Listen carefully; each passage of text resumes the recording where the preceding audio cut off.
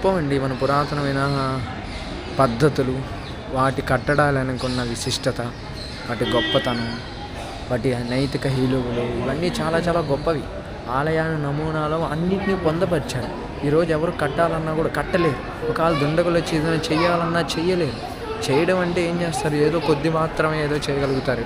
ఎలాంటివి చేయగలుగుతారంటే ఇలా ధ్వంసం చేయడం తప్పితే ఆలయాన్ని నమూనా మొత్తాన్ని ఏమీ చేయలేరు. ఎందుకంటే ఆవిడ వల్ల కాదు.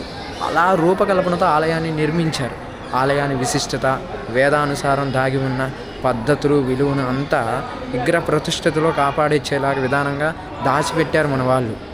ఏ ఆలయమైనా, ఎంత గొప్ప శక్తిమైన ఆలయాలైనా కూడా ఊరికి ఎవరు దుండగులు వచ్చి ఏ మాత్రం పాడు చేయలేరు.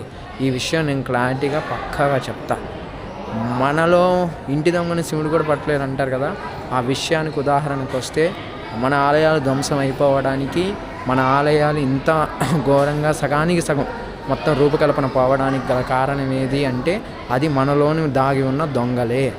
ఇంటి గుట్టిని ఎవరైనా అందిస్తేనే ఇంటి విషయాలు తెలిసినట్టుగా మన భారతదేశంలో దాగి ఉండేవాళ్ళు దుండగులకు అమ్ముడిపోయి చెప్పుడు మాటలకి వాళ్ళు ఇచ్చే కొంత ధనానికి ఆశపడిపోయి మన ఇంటి విషయాలను వాళ్ళకి చేరేసి వాళ్ళు దొంగతనం చేయడానికి అనుగుణంగా చేయించుకుంటారు. అలాంటిదే ఇది కూడా. అలాగే మన ఆలయాలు ధ్వంసం అయిపోవడానికి కూడా ముఖ్య కారణం అదే.